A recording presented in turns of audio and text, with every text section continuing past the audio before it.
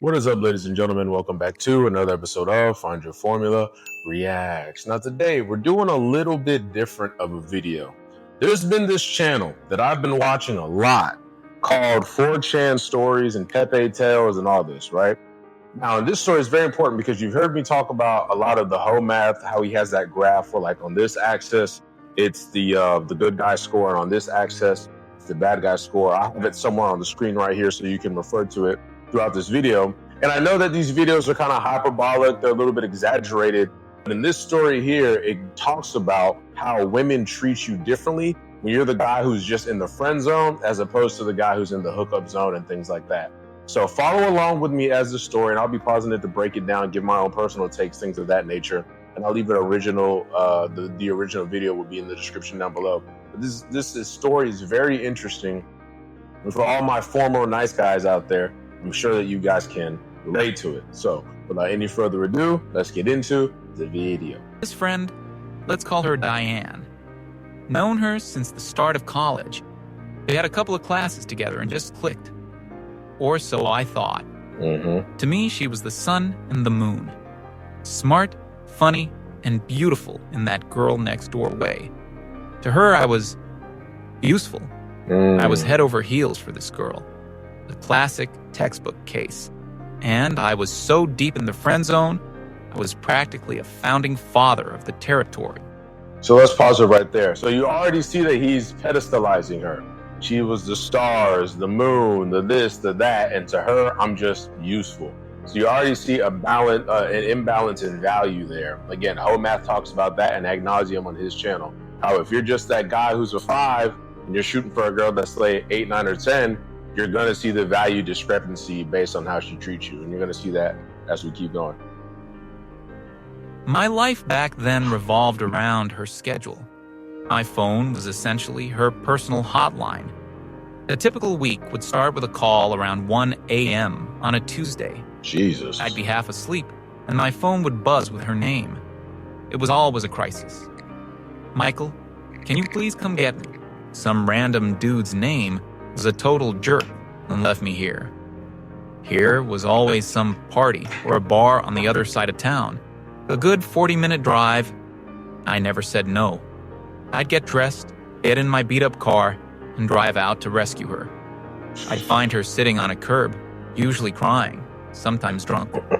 She'd get in my car, and the waterworks would start all over again. I'd listen for the entire drive back as she vented about how this guy was amazing at first. But then, he just turned into a jerk. It was always the same story, just with a different name. I'd drop her off at her dorm, she'd give me a quick, teary-eyed, "You're the best. I don't know what I'd do without you." And then disappear inside. I'd drive home, exhausted, smelling like her cheap perfume and stale beer. I'd get to bed around 3 a.m., knowing I had an 8 a.m. class. But in my naive mind, I thought, this is it. This is how she'll realize I'm the one who's always there for her. Now, let's pause it there because, again, this is what happens when you're a guy in the friend zone, all right? I like to use this analogy. If I wake up in the morning, I'm just like, man, I really want some gummy worm. I like gummy worms. Let's use gummy bears. Gummy worms sounds gay. I really want some gummy bears, right? I get up, I go all the way to the store. Let's say I go to CVS and I'm inside CVS and I'm like, hey, CVS worker, do you guys have gummy bears? And they're like, no, sorry, we don't sell them. I don't then go, okay, well, I'm just gonna wait around in the lobby until you guys get gummy bears. No, I go to a different store. You're essentially just waiting around. Like you just said, this is it. This is when she'll realize I'm the one who's always there for her. She won't. She won't. Not until she's 40 with 3 kids from these 3 other dudes that never wanted her. All right? Pay attention because so many men fall victim to this. And the only reason why I didn't fall victim to this is because I moved. And when I moved, I kind of was outside of the environment outside of the ecosystem I was so deeply a part of. I really got to see things and put things into perspective. Keep this in mind as the story goes on. Let's go. What a fool. The next day, she'd need help with something else. It could be anything. My laptop is making a weird noise. Can you look at it? You're so good with computers. So I'd spend my afternoon running diagnostics while she FaceTimed her friends, laughing and gossiping. Or it would be, I don't understand this assignment at all. Can you just explain it to me? Explaining always turned into me, sitting there for 5 hours, basically outlining the entire paper for her. She'd turn it in, get an A, and then post on social media about how she worked so hard on it. I was her personal IT department, her tutor, her handyman. One time, she asked me to help her assemble a new bookshelf from IKEA. I spent an entire Saturday afternoon deciphering those cryptic Swedish instructions, sweating and getting blisters on my hands. She sat on her bed, scrolling through Instagram, occasionally saying, "You're almost done, right?" When I finished, she put one book on it, took a picture, and captioned it, "Love my new DIY project. #GirlPower." I didn't even get a thank you. Just a, "Okay, you can go now, I'm meeting up with friends." Wow. And then there was the money. She was always broke, always. "Let's go get lunch," she'd text. She'd pick the place, usually some trendy cafe that was way out of my budget. We'd order, eat, and when the check came, she'd do this whole performance of patting down her pockets. Oh my God, I'm so stupid. I think I left my wallet in my other purse. Can you get this? I'll totally pay you back. She never paid me back. Not once. It happened so often, it became a running joke with myself. I started to factor in the Diane tax into my weekly budget. Movies, coffee, concert tickets. It was always on my dime. I was a walking, talking ATM with a heartbeat. The worst part is, I let it happen. Exactly. I convinced myself that this was just what friends did. And that's the problem. Again, I'm going to harp on this. That's the problem when you try to be friends with a lot of women. I'm not saying that every single woman is going to use you like this, but like, what actual use? What actual use in most cases do guys and girls have just being friends? What actual use? Because when I think of a friend, I think of it as like, you know, if I go somewhere, I know that they're going to pay for their share. I know that I'm going to pay for my share. We have a mutual exchange of value. You know what I'm saying? Like all of my friends, we do something like it's boxing, jujitsu, firefighting. There's a reason why we're friends. You know what I'm saying? But I haven't experienced this, nor have I seen it really in real life outside of like, you know, the occasional chick that's at the boxing gym or something like that. Cool, you can be friends with her. But other than that, I don't really understand the practicality. Now, I will say this. It is great to have a chick who is cool with the group or cool with you when you are going clubbing, because she will bring in more girls than you ever could. She'll bring in more girls than you ever could. But I simply haven't seen a healthy dynamic between a man and a woman just being friends. I'm not saying it can't happen. I'm just saying I haven't seen it. There you go. And that if I kept doing it, she'd eventually see my value. She saw my value, all right. Just not in the way I wanted. The guys she dated were a parade of walking red flags. There was the aspiring DJ who cheated on her. The guy with a motorcycle and a temper. The one who was finding himself and living off her meal plan. After every breakup, I was the one who had to pick up the pieces. I'd bring her ice cream and listen to her sob for hours. She would say things like, "Why do I always fall for the wrong guys? Why can't I just find someone nice like you?" That sentence was a dagger to my heart every single time. It gave me this tiny, pathetic flicker of hope. I'd think, maybe this time she gets it. But a week later, she'd be texting me, excited about some new guy she met. And he was always, without fail, a carbon copy of the last one. My friends tried to warn me. "Dude, she's using you. You need to cut her off. She's never going to see you as anything more than a doormat." I didn't listen. I told them they just didn't understand our special connection. I was so blinded by my own hope that I couldn't see the reality right in front of my face. She would even use me to make them jealous. She'd post pictures of us hanging out with captions like, My forever bestie. The only Oh. man I can count on. Her boyfriends would get jealous, they'd have a fight, and then she'd come crying to me about how controlling they were. It was a sick, twisted cycle, and I was the fuel that kept it going. Sometimes she'd invite me to hang out with her and her other friends. I always felt like an outsider. They'd all be talking about parties I wasn't invited to or inside jokes I didn't get. Diane would introduce me as her sweet friend, Michael.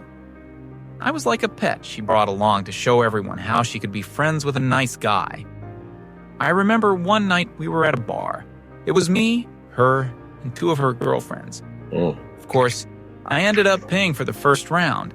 A group of guys came over to their table. Diane and her friends immediately lit up. I just sat there, invisible. For the next hour, I watched as she flirted outrageously with some tall guy in a leather jacket. She didn't look at me once. It was like I had completely ceased to exist. I eventually just got up and left. She texted me an hour later. "Hey, where'd you go?" Not, "Are you okay?" Or, "Why did you leave?" Just, "Where'd you go?" I replied that I was tired and went home. Her response, "LOLK." That night, I couldn't sleep. I just laid in bed, staring at the ceiling, feeling like the biggest idiot on the planet. But the next morning, she texted me asking for help on a project. And like a trained dog, I came running. The addiction was that strong. This went on for nearly 2 years. 2 years of my... 2 years, bro? 104 weeks. I'm at, like... It's sad that men go through this, and it's even sadder that women get away with it. Because what do you mean we go to a club, we hang out at said club, and you just stopped out? Like, oh my God. And you let it happen. But the guy, you let it happen. You let it happen. You know, it's bigger than just him. He thinks that if I'm nice enough, I'm kind enough, I'm sweet enough, I'm this enough, I'm that enough, then maybe she'll like me. That's not how this works, okay? If she liked you, you wouldn't have to do any of that. You wouldn't have to do any of that at all. You know what I'm saying? You wouldn't have to jump through hoops. You wouldn't have to do X, Y, and Z. You wouldn't have to do any of that. And the fact that you do means that she doesn't like you like that 9 times out of 10. So that's how it is, bro. And it's sad because every guy gets fed that story. You know what I'm saying? Every guy gets fed that story that you have to write the poems, be kind, be sweet, be nice, and then you do that, and then you watch her just get dogged out by all these other... Matter of fact, story time, right? I'm going to tell my own personal story, and we're going to get right back into this. So if you have the attention span of an amoeba, go ahead and skip through, right? Story time, 2015. Went to go visit my homies up in college, because I didn't go to college, right? I'm in college now, but I didn't go to college. Went to go visit my homies up in college, and we're going there, and it was Cinco de Mayo, I believe. It was like May 1st, 2015. And we're getting ready to party. We're going to different places, different like dorm rooms or having parties and stuff like that. And we walk into this one party, and it's like a lobby area. There's like a little like kitchen area, and then you walk straight through, and then to the right is a bedroom, and then straight back is the bathroom. Okay, so I walk to the bathroom, use the bathroom or whatever, and then I don't know what I was doing. I think I was like looking for somebody. I walk into this room, and there's like one chick in the middle of the floor, but like 6 dudes around her. She's on her knees. You can imagine what's going on, right? Come to find out, like maybe, so that was like that weekend. I started heading back home on Monday. Come to find out on Monday, as we're leaving, we see that she's getting proposed to by this dude. And I'm just like, oh, like he has no idea what's going on behind closed doors. And I know it was the same chick. She had a tattoo on her wrist. Long blonde hair, tattoo on the wrist. I'm not going to say her name, but she was, what? Giving up more neck than nooses, dog. It was disgusting. It was crazy. But that's just what goes on. So that dude is this guy in this story. Always coming to run, always giving her what she needs, I bet. And she's out here giving up neck. Healing up throat. Crazy stuff. Let's go. Life, my money, and my emotional energy poured into a black hole. My grades started slipping. I stopped hanging out with my other friends. My entire existence was a waiting game. Waiting for her to text, waiting for her to need me, waiting for her to finally wake up and realize I was the guy she should be with. The breaking point came, as it always does, when I least expected it. It wasn't some huge, dramatic fight. It was quiet. It was pathetic. And it was all about my birthday. My 22nd birthday was coming up. For the first time, I decided to do something for myself. I wanted to take her to a really nice dinner. Not a cafe, not a bar. A real, grown-up restaurant with cloth napkins and waiters who pull out your chair. I saved up for 2 months. I skipped lunches, sold some old video games. I made a reservation a month in advance. In my head, this was going to be the night. I was going to tell her how I felt. I figured, if she sees the effort, if she sees how serious I am, it has to change something. I asked her a week before. I was so nervous my hands were shaking. Hey, for my birthday, I was wondering if you'd let me take you out to a nice dinner. Just the two of us. She smiled that smile that always made my stomach do flips. Aw, Michael, of course. This is not going to end well for him. I'll even wear a dress. I was on cloud 9 for the entire week. I bought a new shirt. I got a haircut. I practiced my confession in the mirror.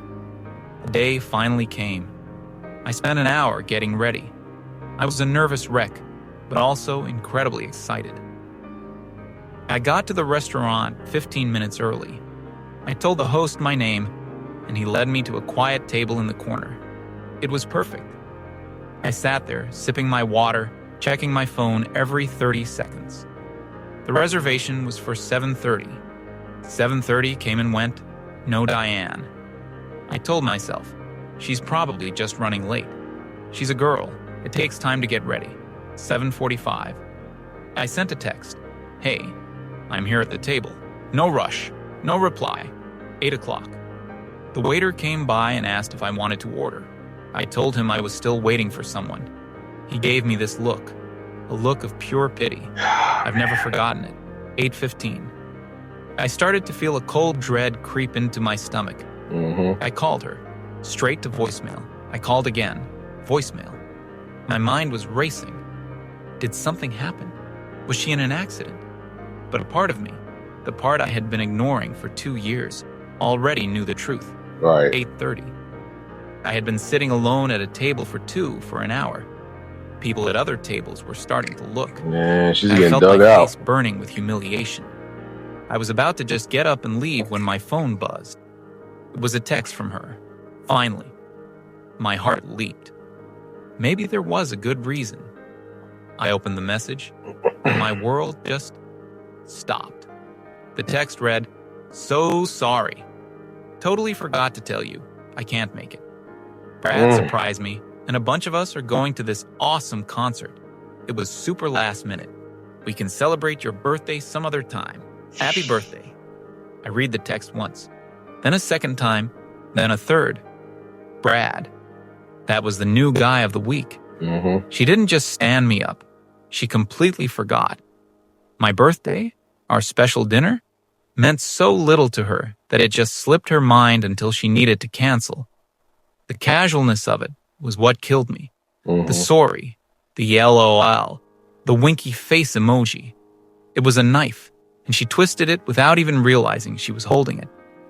I just sat there. Well, I disagree. I think she knew that she was holding it. Yeah, she's not stupid. You know, a lot of these women that do these things, they know what they're doing.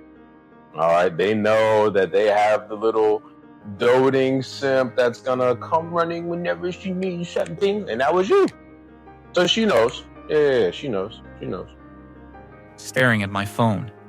There was no anger, no sadness, just nothing. It was like a switch had been flipped. The 2 years of hope, of waiting, of pathetic devotion, it all just evaporated. All I felt was a profound and bottomless emptiness. I saw the entire relationship for what it was, I wasn't her friend. I was her backup plan, her convenience, her human safety net. And she had just cut me loose without a second thought because something better came along. I calmly placed my phone on the table. I signaled the waiter, "Just the check for the water, please." He nodded, still with that look of pity. I paid, left a generous tip, and walked out of the restaurant. The night air was cold. I walked home. I didn't take a cab or a bus. I just walked. Good. It was a long walk. When I got back to my apartment, I sat on my bed in the dark. I picked up my phone. I opened my contacts list, found her name. I stared at it for a minute. Then I pressed delete. I went to all my social media. Good. I unfollowed her. Then I blocked her on Good. everything. Phone number, Facebook, Instagram, all of it. It was over. I didn't feel relief. I didn't feel free. I just felt quiet. That night, the old Michael, the nice guy, the doormat, died. And I had no idea who or what was going to be born from the ashes. The first few weeks were hollow. So now this is good because he's at rock bottom now. All right, you stood me up. Not only did you stand me up, you stood me up on my birthday, which you agreed to. Not only did you stand me up, you stood me up on my birthday, which you agreed to for another dude. She's using you. And I'm going to tell you what women use us for. Our time. You're her little time boy. You're time hoe. You're a fucking, you're a space hoe, a time hoe, a movie watching hoe, a help her lift her fucking bags upstairs hoe, a come here and kill this mouse hoe, Right.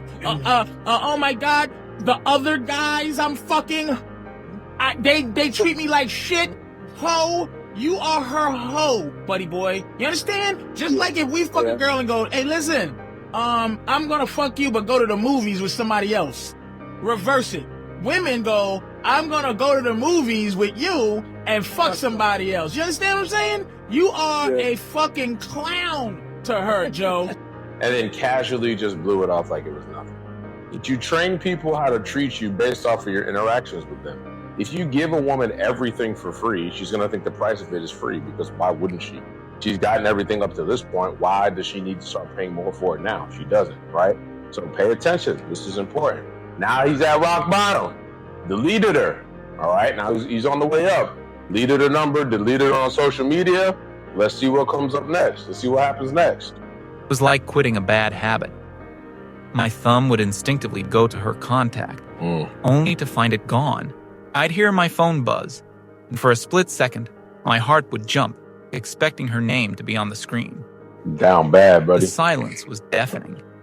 My evenings, which were usually reserved for her drama, were suddenly empty. I realized how much of my life I had outsourced to her. My time, my energy, my thoughts. I was just an accessory in her life. And without her, I didn't know what my own life was supposed to look like. I felt pathetic. Not because I missed her, but because I realized I had nothing else. That feeling was the real rock bottom. Lower than the humiliation at the restaurant. One Saturday, I was just sitting in my room, staring at the wall, when a friend I hadn't spoken to in months called me. He was one of the guys who had tried to warn me about her. He didn't say, "I told you so." He just asked if I wanted to go to the gym with him. I had nothing else to do, so I said yes. I remember walking in there. Yeah. It was weak. Yeah. Chest on Monday. Again, rock bottom. Deleted the number, deleted on social media. I did back down, almost relapsed. Had a homie come through. Hey, you trying to go to the gym with me? And now he's in the gym. All right, let's go. He's picking up. He's weak in the gym, though. He's weak. It's very interesting how going to the gym makes you feel weak. You know, you're in the gym, you don't know what you're doing. It makes you feel weak, but it's actually making you stronger. And how learning something new makes you feel stupid when it's actually making you smarter. That's the beautiful thing about life. That's why it's you find the most purpose in doing difficult things. You know, you put one foot in front of the other consistently, constantly. You're gonna fail, you're gonna stumble, you're gonna trip, but it's gonna make you better at the end. You're gonna be a better version of yourself. So again, Got stood up on the birthday. Rock bottom. Deleted the number. Deleted her off socials. Kind of backslid a little bit, started missing her. Had a homie come through, be like, hey, yo, look, come with me to the gym. Now he's in the gym. He's feeling weak. But that's the first step. You got to feel weak before you get strong. I think it was Finn from, what's that show? Adventure Time. That says, kind of sucking at something is the first step to being good at it. He's taking his first steps at being good at something. Out of shape, and felt like everyone was staring at me. I could barely bench the bar. My friend was patient, showed me the ropes. Every lift was painful. My muscles screamed. But for the first time in a long time, I felt a different kind of pain. A productive pain. It wasn't the dull ache of emotional exhaustion. It was sharp, real, and something I could control. So I went back the next day, and the day after that. The gym became my therapy. All the frustration, the anger at myself, the years of repressed feelings. I poured it all into the weights. I stopped thinking about Diane. I started thinking about hitting a new personal record. I fixed my diet. No more late-night junk food. I learned how to cook. The weight started to come off. Slowly at first, then all at once. The skinny fat guy in the mirror was gradually being replaced by someone I didn't recognize. Someone who looked capable. With the new physical discipline came mental clarity. I had all this free time and money now. It was amazing how much cash I had when I wasn't funding someone else's lifestyle. I looked at my grades and was disgusted. I was on the verge of failing a key class. I channeled my new gym discipline into my studies.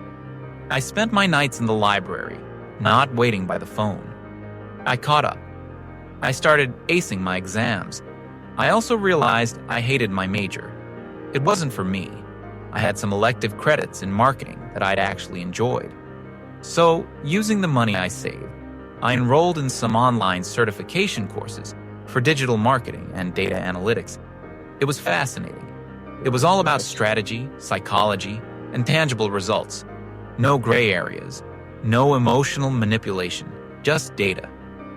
For the first time, I felt passionate about something that was purely for me. A year went by like that. In a blur of iron, textbooks, and healthy food, I had lost over 40 pounds of fat and gained a good 15 pounds of muscle. I threw out all my old hoodies and baggy jeans. I bought clothes that actually fit. My old friends, the ones I'd pushed away, came back into my life. We'd go out, have a good time. They never mentioned Diane. It was like an unspoken rule. We all just moved on. I finished my certifications and started applying for internships. I landed one at a decent marketing firm downtown. It was unpaid, but the experience was incredible. I worked my tail off. I was the first one in, the last one out. The CEO of the company noticed. A guy in his late 40s, sharp as a tack. He saw my work ethic and the results of the campaigns I assisted on. 3 months into the internship, he called me into his office. He offered me a full-time salaried position as a junior project manager. The salary was more money than I had ever seen in my life. I walked out of that office feeling 10 feet tall. That evening, I updated my LinkedIn profile. I didn't think anything of it. It was just a professional thing to do. It turns out that was the catalyst for the past to come crawling back. Crazy, right. Rock bottom.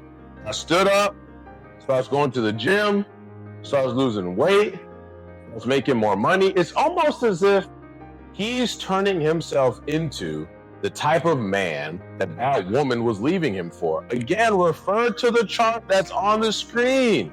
He stopped being the nice guy. He stopped always being available. He stopped always giving his time. And he said, you know what? Now that my evenings and my time and my pockets are free, I'm going to invest in the SME 500.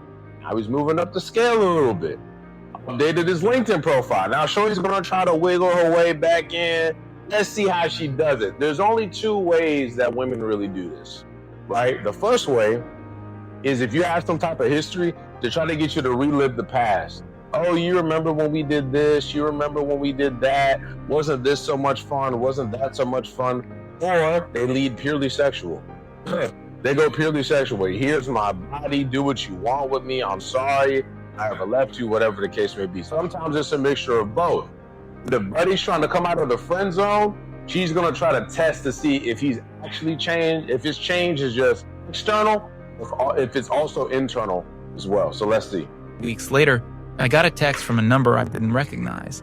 Hey, it's Sarah. Remember me? From Diane's circle? My blood ran a little cold. I replied, vaguely, what's up? So this is super random, but Diane lost your number and was hoping you could text her. She really wants to catch up. I just stared at the message. A year of silence, and this is how she reaches out. Not even directly, through a proxy. The old me would have been thrilled. My heart would be pounding.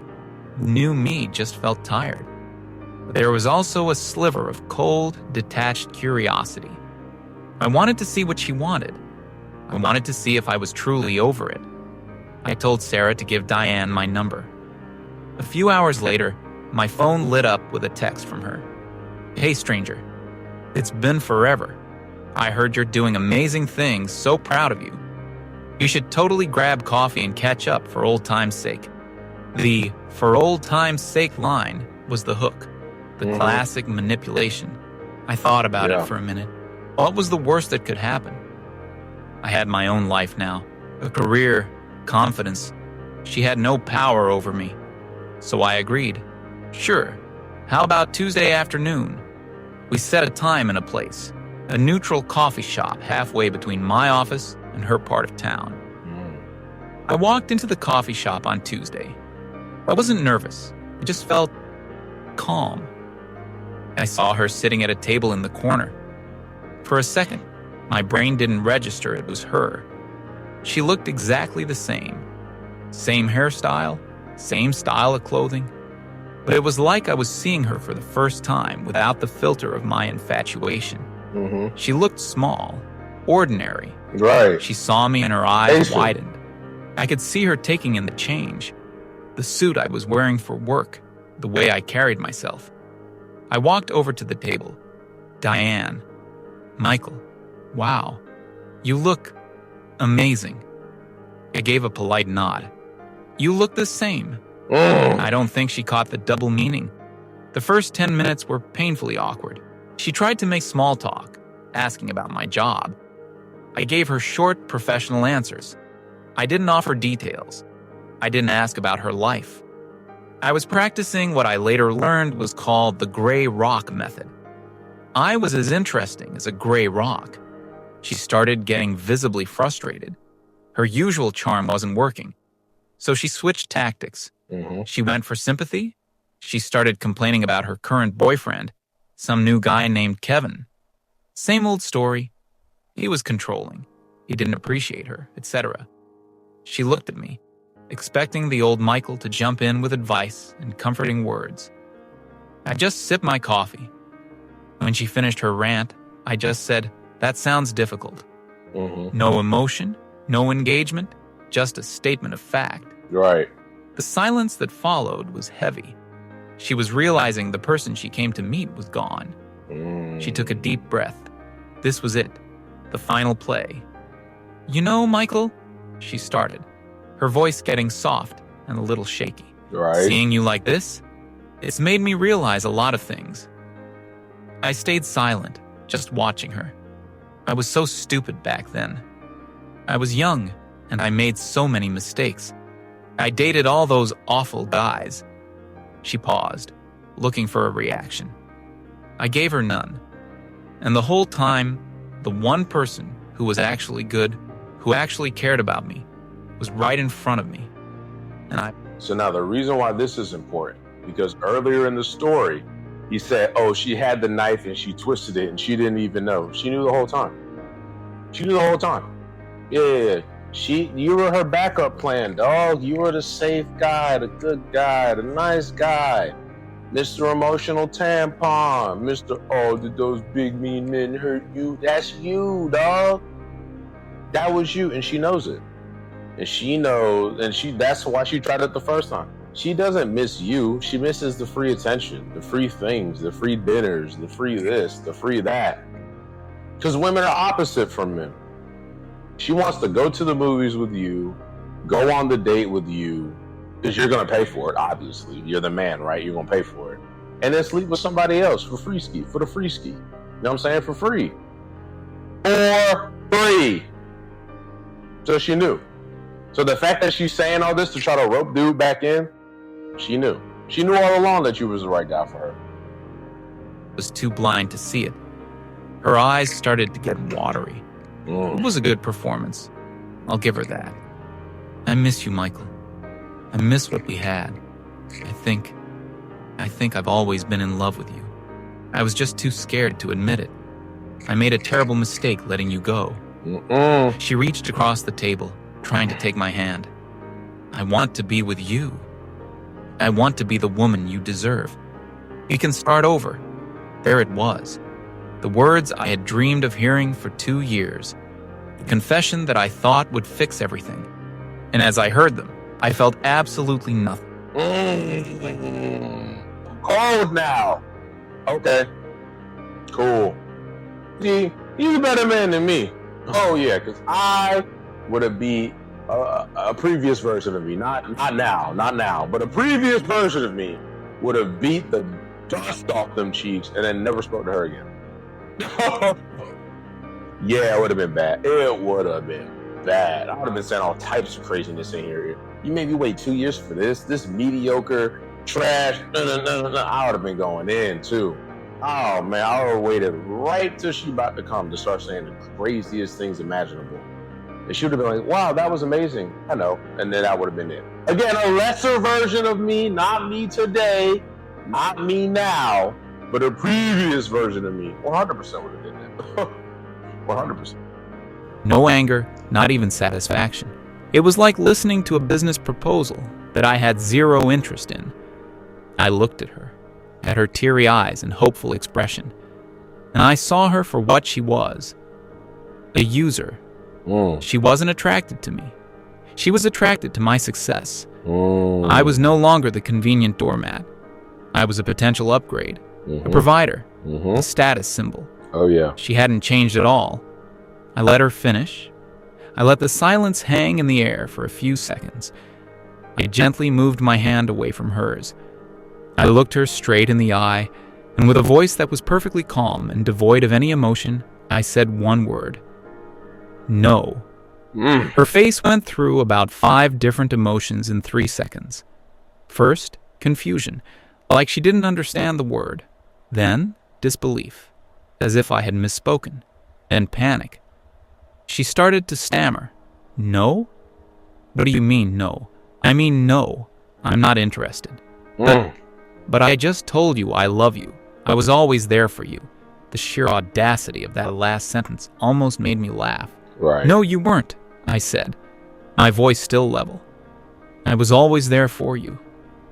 There's a difference. Her face hardened. The mask was off. Yep. Tears were gone, replaced by a flash of anger. So that's it? You get a fancy job and a new haircut, and suddenly you're too good for me? Yes. After everything I did for you? I just stood up. I wish you the best, Diane. I put a $10 bill on the table to cover our coffees and walked out of the shop without looking back.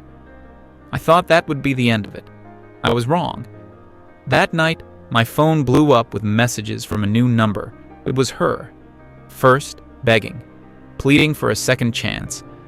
When I didn't reply, the messages turned angry, accusing me of leading her on, of being cruel. Leading her I blocked on? the new number. A day later, I started seeing things on social media. Vague posts on her timeline, clearly about me. It's sad when people let a little success turn them into monsters. Some people will break your heart and then act like you were the one holding the hammer. Then, the stories started getting back to me through mutual acquaintances.